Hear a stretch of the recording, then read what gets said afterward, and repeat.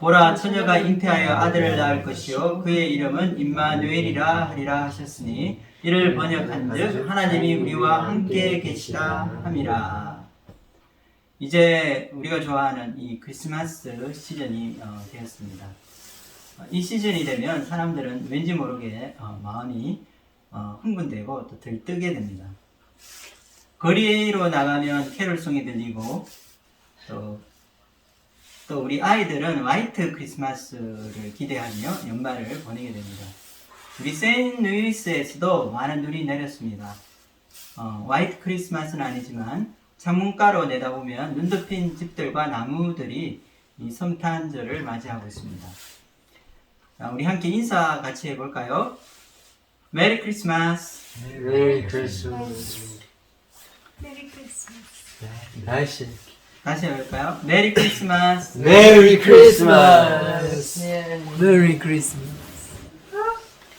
과거에는 우리가 이 메리 크리스마스라는 말을 자주 들었고 당연한 그런 시절이 있었습니다. 그러나 요즘 미국에서는 이 메리 크리스마스라는 말을 참 듣기가 힘들어집니다.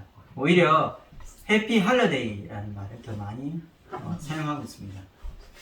성탄절에 진짜 이 주인공이 빠지고 눈썰매를 끌고 다니는 이 산타 그리고 코가 빨간 루돌프 사슴이 주인공이 되어 있는 시대에 살고 있습니다.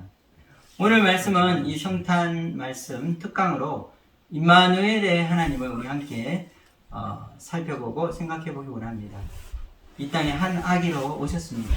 하나님의 아들이신 예수님께서 인간으로 이 땅에 오신 날을 기념하여서 이 하나님의 아들 예수님의 탄생을 축하하는 것이 성탄절의 의미가 될 것입니다. 우리가 알다시피 예수님은 이 땅에 내려오신 하나님의 아들이십니다. 하나님의 아들이신 이 예수님께서 인간이 되어서 이 땅에 오셨다는 것이 우리가 알고 있는 이 복음의 가장 핵심적인 내용입니다. 그렇다면 이 땅에 오신 예수님은 어떤 분이라고 우리가 말할 수 있을까요? 바로 예수님은 메시아이시고 그리고 하나님의 아들이라고 말할 수 있습니다.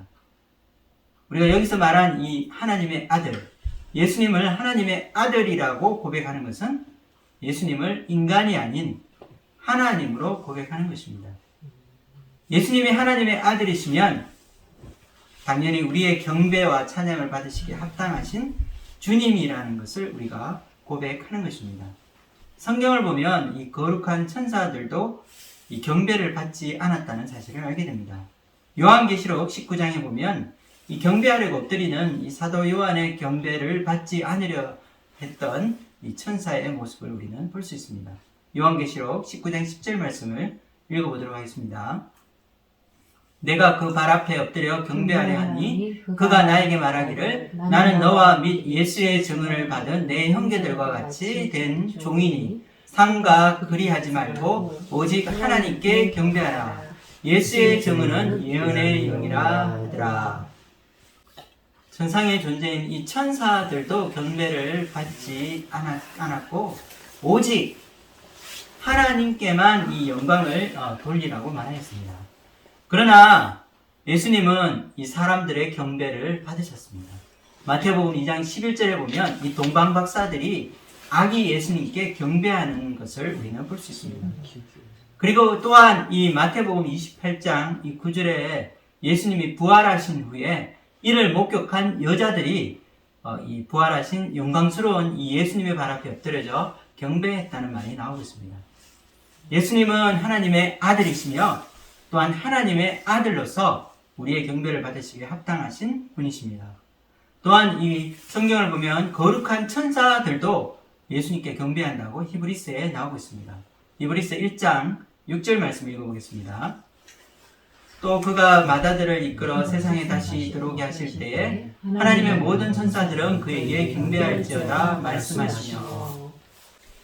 크리스마스는 루돌프 사슴코가 길이길이 기억된다는 캐롤송을 부르고 산타 할아버지의 선물을 받는 날이 아니라 이 땅에 오신 하나님의 아들 예수 그리스도를 우리 마음에 영접하고 그분께 경배하는 날이 될 것입니다. 여러분은 성탄절을 맞이해서 아기 예수님께 마음으로 경배를 드렸습니까? 그분은 하늘에 있는 천사들 뿐 아니라 이 땅에 존재하는 모든 이들에게 경배와 찬양을 받으시기에 합당하신 하나님이십니다. 하늘과 땅의 모든 권세를 내게 주셨으니 우리 주님은 이 하늘과 땅의 모든 권세를 받으신 만왕의 왕이시며 만주의 주가 되십니다. 우리의 온 마음을 들여서 찬양 받으시기에 합당하신 우리 주님께 이 최고의 경배와 영광을 돌려드리길 원합니다. 우리의 찬양과 경배를 받으시기에 합당하며 이 땅에 한 아기로 오신 이 예수님에게는 별명이 있었습니다. 여러분, 예수님의 별명을 알고 계십니까? 우리는 이사야의 말씀을 통해서 그분의 이름을, 이 별명을 듣게 됩니다. Wonderful Counselor, Mighty God, Everlasting Father, Prince of Peace. 모두 주님의 별명입니다. 이사야 9장 6절 말씀을 읽어보겠습니다. 이는 한 아기가 우리에게 낳고 한 아들을 우리에게 주신 바 되었는데 그의 어깨에는 정사를 메었고 그의 이름은 기묘자라 모사라 전능하신 하나님이라 영존하시는 아버지라 평강의 왕이라 할 것입니다. 하나님이 창세전부터 예정하신 그때, 바로 이때가 되면 한 아기가 이 세상에 태어날 것이라고 이사야가 예언하고 있는 것입니다. 이 아기는 모든 이 세상 권세를 그 어깨에 메었고 세상을 다스리게 될 왕이 되십니다. 그리고 이분의 또 다른 이름이 있는데 그것은 바로 성경에서 나와 있듯이 기묘자, 모사, 전능하신 하나님, 영존하신 아버지, 그리고 평강의 왕이라 할 것이라 하였습니다. 이처럼 이사야는 메시아의 이 탄생으로부터 그의 왕권뿐 아니라 그의 고난과 이 죽음에 대한 많은 예언을 한 선지자입니다. 그 중에서 우리가 잘 아는 이사야 7장 말씀은 예수님의 이 동정녀 탄생에 대한 이야기를 우리에게 전해주고 있습니다. 예수님께서 처녀인 이 마리아를 통해서 세상에 태어나셨다는 것입니다. 동정녀 마리아, 여러분 이 동정녀라는 뜻이 무엇인지 아시죠? 이 동정녀는 남자를 알지 못하는 순결한 여성을 말합니다. 예수님께서 동정녀 마리아를 통해서 이 세상에 태어나신 것은 바로 우리가 알고 있는 인간적인 방법이 아니라 지극히 높으신 하나님의 그 능력으로 예수님이 탄생하셨다는 것을 보여줍니다. 예수님은 성령의 능력으로 잉태되신 것입니다. 세상의 모든 이 사람들, 모든 이 자녀들은 남자의 후손입니다. 남자의 씨가 없다면 우리 인간은 이 세상에 태어날 수 없기 때문입니다.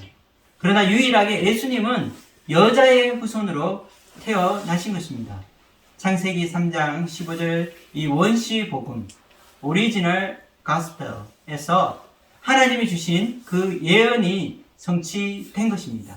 여자의 후손이 바로 이 세상을 구원할 구원자가 되는 것입니다. 하나님의 능력이 임하여서 이 세상에 예수 그리스도께서 태어나셨습니다. 그리고 죄가 없는 하나님의 아들이 되신 것입니다. 예수님이 이 땅에 오신 하나님의 아들이 되신다는 그 근거가 바로 세상 모든 사람들이 태어나는 그런 방법이 아니라 이 성령의 능력으로 탄생하셨다는 것을 보여주고 있습니다. 동정녀 탄생을 믿지 못하면 우리는 예수님의 신성을 믿을 수 없습니다.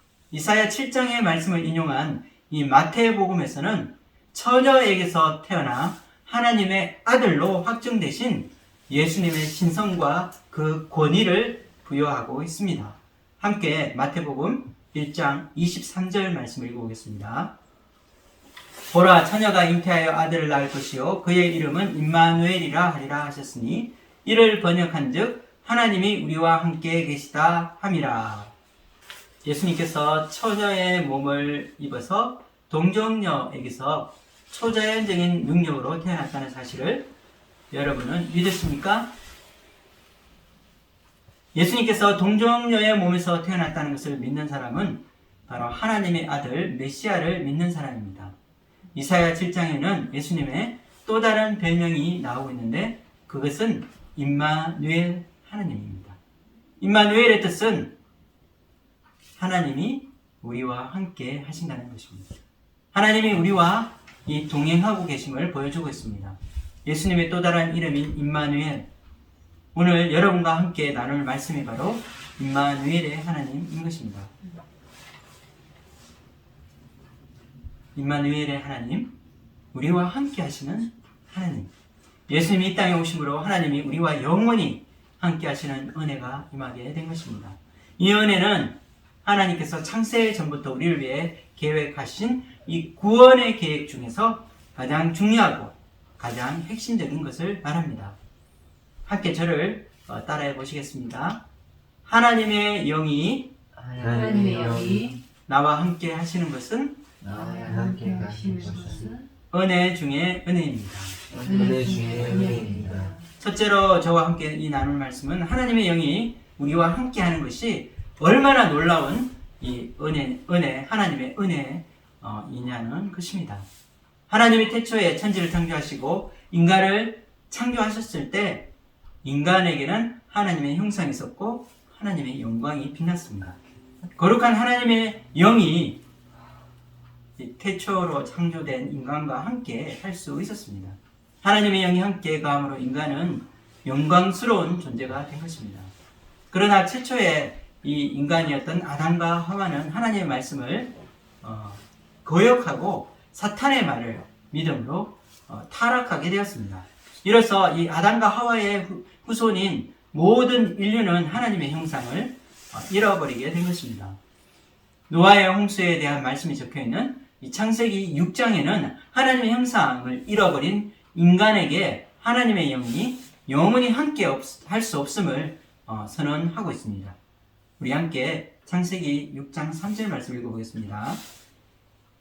여호와께서 이르시되 나의 영이 영원히 사람과 함께하지 아니하리니 이는 그들이 육신이 됨이라. 그러나 그들의 날은 120년이 되리라 하시니라. 나의 영이 영원히 사람과 함께하지 아니하리라. 바로 이 노아를 통해서 주님께서 말씀하시는 것은 바로 인간이 하나님의 형상을 잃어버려서 하나님과 함께 할 수 없는 그런 이 불행한 이 인생이 되었다는 것을 보여주고 있습니다. 이후로 하나님께서는 아브라함이란 사람을 한 사람 부르시고 선택하시고 그를 부르시고 그와 언약을 맺었습니다. 그리고 그의 이름을 아브라함이라고 바꾸어 주시고 열국의 아버지로서 소망을 주시고 복의 근원으로 삼아 주셨습니다. 그리고 아브라함의 후손 한 사람을 통해서 인류의 잃어버린 모든 이 영광과 그 지위를 회복시키는 것이 하나님의 이 아브라함을 부르신 이유이며 하나님의 구원 계획이었습니다. 요엘서는 이와 같이 온 인류에게 임한 하나님의 구원의 계획에 대해서 이와 같이 설명하고 있습니다. 우리 함께 요엘서 2장 28절을 읽어보겠습니다.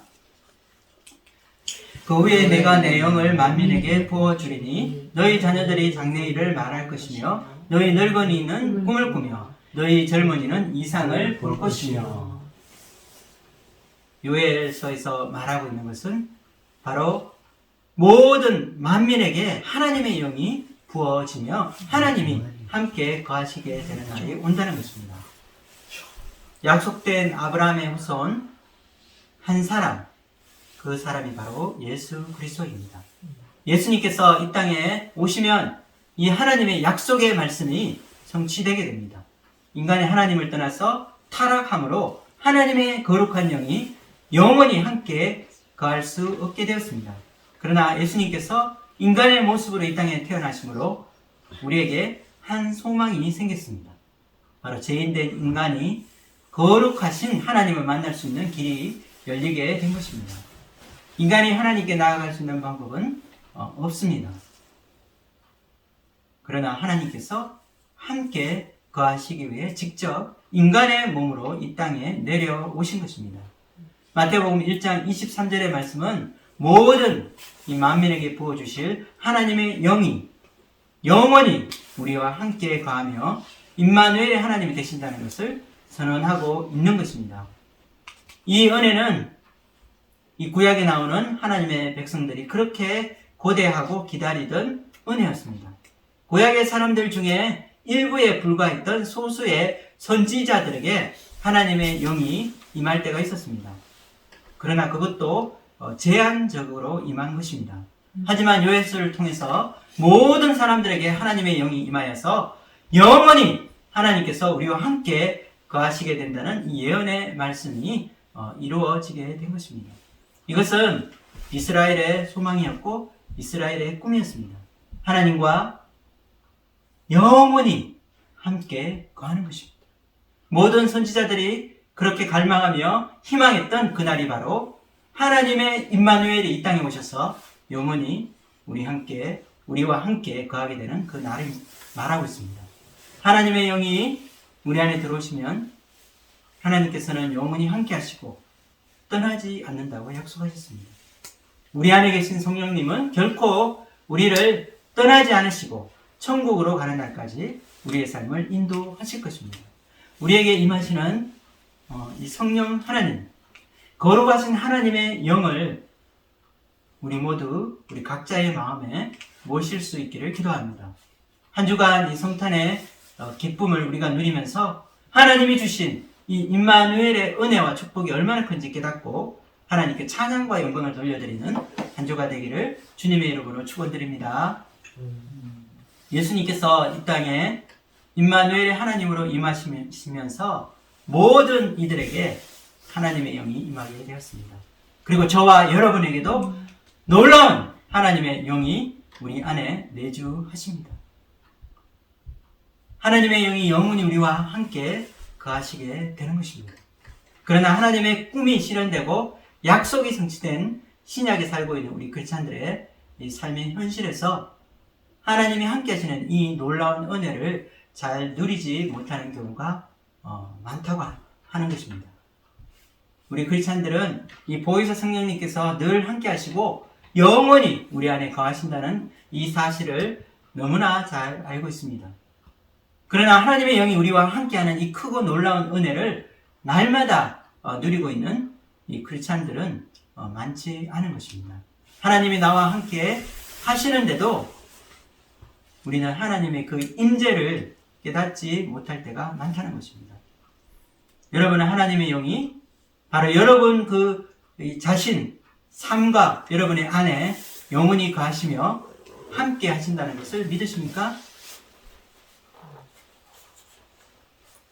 또한 그 하나님의 이 임재하시고 동행하시는 이 은혜를 여러분은 매일 삶 가운데 누리고 체험하고 계십니까?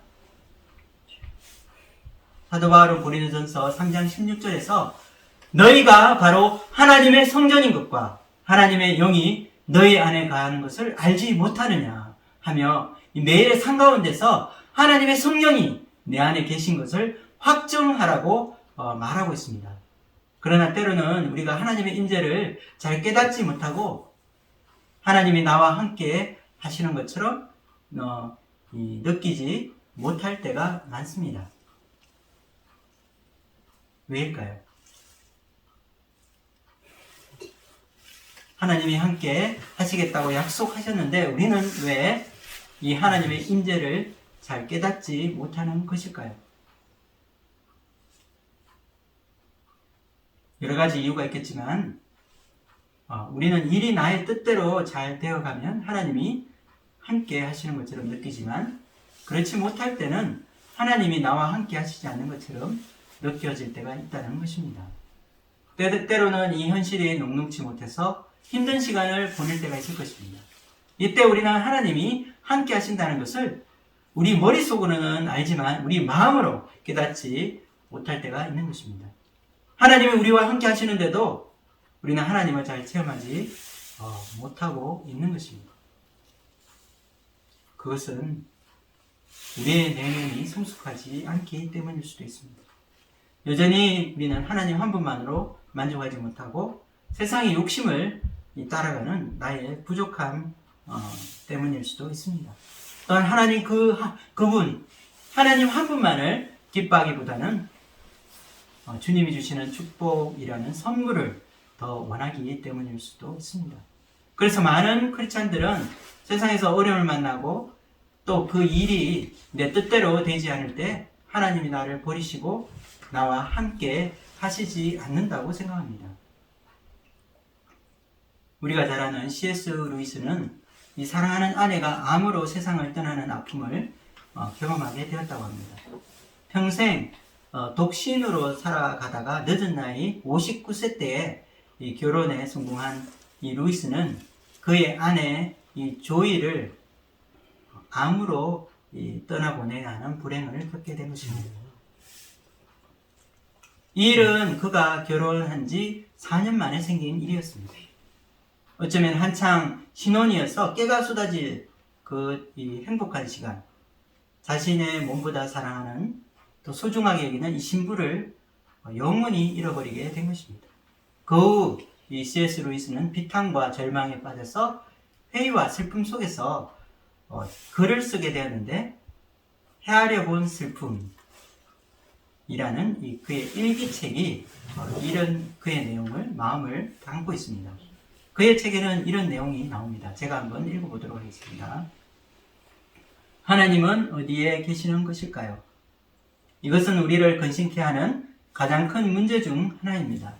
당신이 행복할 때 너무 행복해서 하나님이 필요하다는 느낌조차 갖지 못할 때에 그럴 때에 찬양하며 그분께 나아간다면 두 팔 벌려 환영을 받을 것입니다. 그러나 당신의 필요가 절박한 때에 다른 모든 도움이 소용이 없을 때 그분께 나아간다면 무엇을 발견할 수 있을까요? 당신의 면전에서 문이 꽝 닫히고 다음엔 빗장을 거는 소리와 또 한 번 안에서 문을 잠그는 소리가 납니다. 그런 후에는 정적이 펴니다. 이제 당신은 돌아서는 편이 낫습니다. C.S. 루이스는 그의 책에서 무슨 말을 하고 있는 것일까요? 사랑하는 아내를 잃은 극심한 고통 속에서 그는 하나님을 놓치고 있습니다. 자기 슬픔 속에 빠진 인간은 하나님의 임재를 깨닫지 못합니다. 오히려 내가 아파할 때에 하나님이 침묵하시는 것처럼 생각하며 하나님과 단절된 그런 감정을 느끼고 있는 것입니다. 빗장을 거는 소리, 문을 잠그는 소리는 그의 내면에서 느끼는 하나님의 부재를 잘 보여주고 있습니다. 하나님은 늘 함께 계셨지만 우리가 당한 이 불행과 역경 속에서 우리는 하나님을 잃어버리게 되는 것입니다. 저도 사실 이 과거에 이 사랑하는 모 교회가 이 개혁이라는 명목으로 둘로 깨어지고 서로 상처를 주고받으며 이 갈라지는 모습을 보면서 마음의 깊은 상처와 아픔을 경험하게 되었습니다. 그 미국으로 와서 하나님 주시는 이 새로운 삶을 살게 되었지만 내 마음속에 한번 받은 이 상처가 낫는 데는 오랜 시간이 걸렸습니다. 여전히 광야와 같이 메마르고 힘든 시간을 보내게 되었습니다. 내면의 문제는 해결되지 않았고 마치 하나님이 나를 떠나신 것처럼 느껴지는 인생의 광야의 시간을 겪게 되었습니다. 그러나 내가 슬픔에 휩싸여 하나님의 영광을 보지 못한 것은 하나님이 나를 떠나셨기 때문이 아니었습니다. 그것은 내 안에 그동안 신뢰하며 쌓아왔던 하나님께 대한 존경 그리고 하나님께 대한 경외심이 무너졌기 때문이었습니다. 그리고 그것이 하나님께 대한 실망감으로 내게 돌아왔기 때문입니다. 필립 얀시가 쓴 하나님 당신께 실망했습니다 라는 책에 보면 이 공고한 세상에서 상처받고 실패하여 상실감으로 실망하고 있는 이들이 묻는 세 가지 질문이 있다고 합니다. 하나님은 왜 내 인생에서 늘 불공평하신가? 하나님은 나의 고통에 왜 침묵하시는가?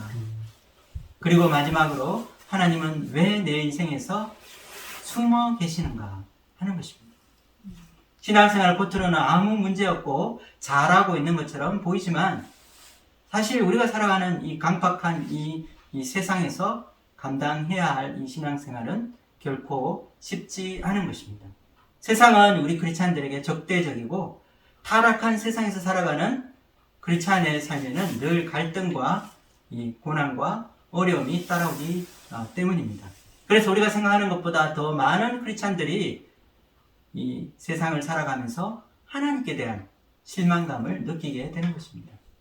필립 얀시는 하나님이 침묵하시는 것 같은 이 시간, 우리 인생의 목마른 광야의 시간이 영원한 하나님 나라를 우리가 가기 위한 우리에게 꼭 필요한 시간이라고 말하고 있습니다.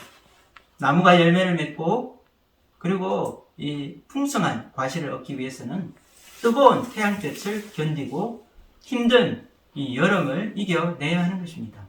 이처럼 우리 신앙이 무르익으며 성숙해져 이 아름답게 변화되는 데는 고난의 시간이 필요하다는 것입니다. 이 시간은 하나님이 나를 멀리 떠나신 것 같이 느껴지는 시간이며 내가 그토록 사랑했던 하나님께 실망하게 되는 시간입니다. 유대인들에게도 이런 시간이 있었습니다. 바로 바벨론 포로 시기였습니다. 성전이 파괴되고 그들은 나라를 잃게 되고 하나님께 실망하게 되는 그런 시간이 있었습니다. 또한 역사상 예수 그리스도께서 이 땅에 오시기 전 임했던 400년의 이스라엘의 암흑 시대가 있었습니다. 이 시기는 하나님의 말씀이 없는 영적 기갈의 시대이며 하나님을 믿는 하나님의 백성들에게 임한 어두움의 시간이었습니다.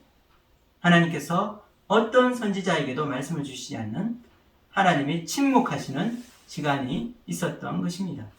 이 침묵의 시간이 우리 크리스찬, 우리의 일생에 한 번은 반드시 찾아오는 것입니다. 우리는 이렇게 하나님이 나와 함께 하시지 않는 것 같고 하나님이 나를 떠나신 것 같은 이런 시간에 그리고 하나님이 나의 기도에 침묵하시는 이런 시간에 때로는 하나님께 기적을 보여달라고 기도할 때가 있습니다. 기적을 보여주시면 제가 하나님을 믿을 것 같다고 고백합니다. 그러나 그렇지 않습니다. 기적을 아무리 보여주어도 신실한 믿음이라는 것은 생기지 않는 것입니다. 기적은 우리를 중독시켜서 처음에는 작은 기적에도 감격하고 놀라워하지만 나중에는 더 큰 기적을 보여주어도 만족하지 않게 되기 때문입니다. 기적은 우리가 가지고 있는 이 믿음의 근거가 되지 못하는 것입니다. 기적은 우리의 시선을 주목하는 데는 도움이 되겠지만 우리의 신앙이 성장하는 데는 아무런 도움이 되지 않는다는 것입니다. 신앙생활은 가뭄이 들고 또한 이 고난이 지속되는 이 메마른 시간에, 이 광야의 시간에 식물의 뿌리가 땅속 깊은 곳에서 지하수를 빨아들이듯 이 생명수를 마실 때 일어나게 될 것입니다. 하나님께서는 광야 같은 침묵의 이 시간을 통해서 우리 크리스찬들에게 주는 선물이 있습니다. 그것은 아무 문제 없고 평온한 이 현실에서는 보이지 않던 이 새로운 세상을 보게 하는 영적인 눈을 열어주는 것입니다. 나의 연약한 믿음이 메마르고 광활한 이 광야의 길을 힘들게 걸어가면서 연단되고 그리고 훈련되고 단단해지며 우리 마음에 소망을 발견하는 때입니다. 그래서 이 땅에 소망을 두는 것이 아니라 영원한 하나님 나라가 있으며 그 하나님 나라가 바로 나의 소망이라는 것을 보는 이 눈을 키우는 시간입니다. 결국 시간이 지나면 나중에 우리는 알게 됩니다. 하나님의 계획은 우리의 생각보다 크고 높으며 하나님의 뜻은 우리의 지식보다 깊다는 것입니다. 또한 내가 실망한 것이 하나님 때문이 아니라 내 안에 있는 너무나 사랑하는 세상 욕심, 세상 자랑 이런 것들이 아직 많이 남아있기 때문이라는 것입니다. 또한 깨어지기 싫어하고 고난을 싫어하는 이 나의 자아가 너무나 강하기 때문임을 우리는 깨닫게 되는 것입니다. 매년 이 새해가 시작할 때 요절 말씀이 있습니다. 최근에 하나님께서 저에게 한 말씀을 주셨습니다. 그것은 말라기 4장 2절 말씀입니다. 제가 한번 읽어보도록 하겠습니다. 내 이름을 경외하는 너희에게는 공의로운 해가 떠올라서 치료하는 광선을 비추리니 너희가 나가서 외양간에서 나온 송아지같이 뛰리라. 송아지가 외양간에 갇혀있다가 밖으로 나오면 정말 어린아이가 즐거워하는 것처럼 막 뛸 것입니다. 그런데 이렇게 하나님의 공의로운 해가 떠올라서 치유하는 이 광선을 비추게 되는 그 이유가 무엇일까요? 누구에게 이런 광선을 비추어 주실까요? 내 이름을 경외하는 너희에게. 이 말씀은 하나님의 의의 빛이 임하고 치유하는 광선이 발해서 회복된다는 말씀입니다. 오랜 시간이 걸릴지 모릅니다. 하나님의 뜻을 깨닫고 하나님 주신 이 침묵의 의미를 깨닫는데 수십 년이 걸릴 수도 있습니다. 그러나 이 마침내 하나님께서 우리 마음에 빛을 비추어 주실 것입니다. 바로 회복입니다. 하나님은 우리를 치유하시고 우리를 고치시고 새롭게 하십니다. 하나님의 침묵의 시간, 이 광야의 시간이 영원할 것 같지만 마침내 이 공의로운 태양이 떠올라서 온 세상이 밝아지고 우리 마음에 소망이 넘치는 때가 임하게 될 것입니다. 그때는 이전에 받아보지 못한 더 크고 더 밝은 빛을 보게 될 것입니다. 그 빛이 마치 7배가 되어서 7날의 빛과 같이 밝게 빛나게 될 것입니다. 여호와께서 자기 백성의 상처를 싸매시며 그들의 맞은 자리를 고치시는 날에는 달빛은 햇빛 같겠고 햇빛은 7배가 되어 7날의 빛과 같으리라. 이사야 30장 26절 말씀입니다. 우리의 한평생 우리 인생을 살아가면서 때로는 실망할 때가 있고 때로는 좌절할 때가 있을 것입니다. 그러나 삶의 마지막 우리의 이 마지막 그 인생의 이 결실을 볼 그때에 우리는 나의 평생에 하나님이 부족한 나와 함께 하셨다고 고백하게 될 것입니다. 하나님의 임재하심을 매일 느끼고 그 임재 안에 이 평화를 누리며 하나님 주신 소망으로 기쁨이 충만해지기를 원합니다. 한 주간 주님 주시는 은혜로 우리가 회복되어서 하나님 안에 거하며 진정한 영혼의 만족을 누리는 저와 여러분이 되기를 주님의 이름으로 축원드립니다. 두 번째로 여러분과 함께 나눌 말씀은 우리 안에 우리 가운데 거하시는 임마누엘 하나님께서 우리를 사랑하신다는 사실입니다. 저를 따라해 보시겠습니다. 우리 가운데 거하시는 하나님은 우리 가운데 거하시는 하나님은 우리를 사랑하십니다. 우리를 사랑하십니다. 스바냐 3장 17절 말씀 읽어보겠습니다. 너의 하나님 여호와가 너의 가운데에 계시니 그는 구원을 베푸실 전능자시라.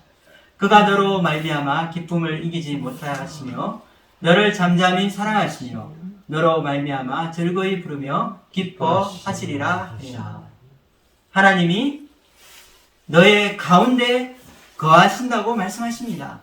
하나님이 너의 안에 거하신다고 말씀하시는 것입니다.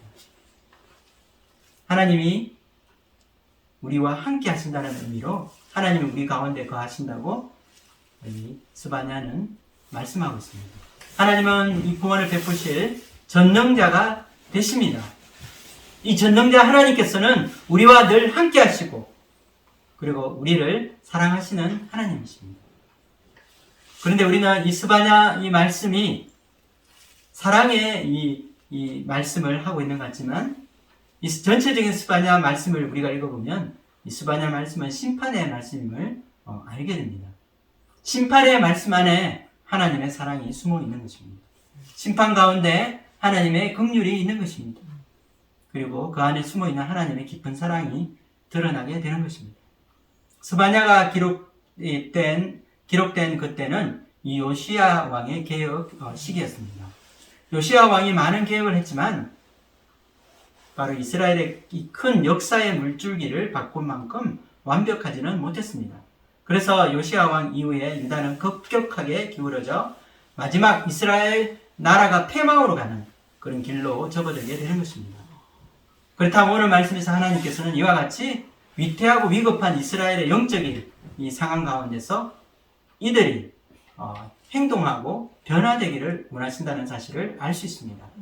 사면의 강국으로 둘러싸인 이스라엘의 이 국제 정세에서 이제 하나님의 심판이 임하게 될 것입니다.